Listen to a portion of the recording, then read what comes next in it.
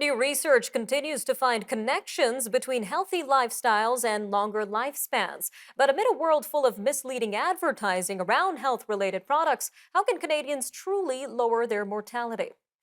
In a study published in the journal JAMA Network Open, American researchers have found that walking 8,000 steps a few days each week may lower your mortality risk. However, walking isn't the only way to lower your mortality. Research points to any form of moderate to high levels of regular physical activity as a way to lower mortality rates. Healthy eating is also connected to longer lifespans. But what about products like protein shakes, superfood supplements, green smoothies, or teas, which boast healthy ingredients intended to help improve your overall health? Just how reliable are they? Well, joining us now to give us his advice on how to lower your mortality is Dr. Abhishek Raut, Medical Director at Appletree Medical Group. Dr. Raut, welcome back. Good evening. So let's start with unpacking what it means to lower your mortality risk. What exactly does this mean, Dr. Raut, and how can you measure it? Right. So mortality rate is a gentler way of basically saying death rate. It's a common and maybe dramatic way of describing the impact of an intervention or a disease in a population setting. So something what we look at with mortality rate is we will ask people about certain behaviors, and then we will follow those people over time to see if those behaviors really influence life or death in that population. That's really what we call mortality rate. So, for instance, in this study, the researchers used daily step counts from about 3,000 participants in 2005 and then examined that mortality data 10 years later.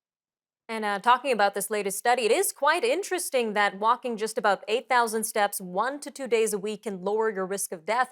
Can you tell us a little bit more about the science behind this, Dr. Raut?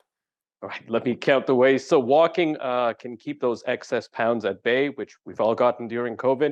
It also increases your heart and lung fitness, preserves bone and muscle strength. And because of those things, it also decreases obesity, heart disease, high blood pressure, and diabetes, and also certain types of cancer.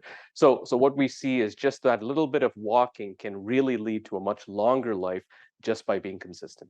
Quite the impact there, Dr. Raut. Now, on top of exercise, there's of course healthy eating, but that might not be that easy considering how convenient fast food or prepackaged food is. But is there a certain number of times a week that you should eat healthy to lower your mortality, just like this walking study has found? Right. So what we know is the more we eat healthy, the better, of course. There have been different studies that look at ultra processed food, almost like an dose response model, like if you're taking a medication or something else. And what they found that those who had 4 servings a day of ultra processed foods were associated with almost a 62% increased hazard for all cause mortality. And so for each additional serving of ultra processed food, you're looking at a percentage hazard of 18%. Wow, quite an impact there, Dr. Raut. Now, just about 2 minutes left here, so let's jump to the overwhelming amounts of health food products out there. We're hearing about superfood smoothies, protein shakes that may have 22 vitamins in them. But how can Canadians differentiate between marketing and high quality health products? And can these high quality products increase your or reduce your mortality? Well, the problem with the marketing of all these health food products is in many ways there is a sliver of truth in there. So, for instance, if you look at a product, you don't necessarily know if it's saying much for you or good for you. We do see a lot of these protein shakes, protein smoothies, and the truth is slightly increasing your protein intake while decreasing carbohydrates and fats will make you feel fuller and will give you more energy. So, my suggestion would really to be to focus on the concept rather than the product in itself.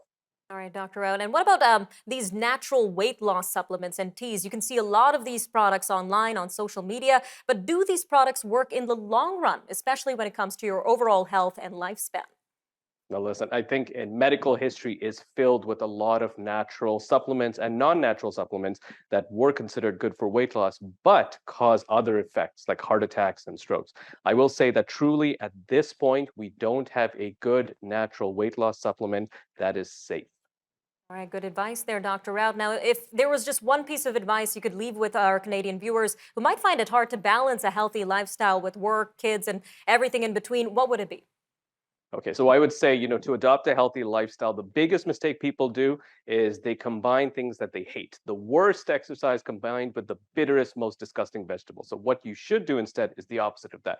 If you want to work out, write down 2 or 3 things that you actually like to do, and that's good for you.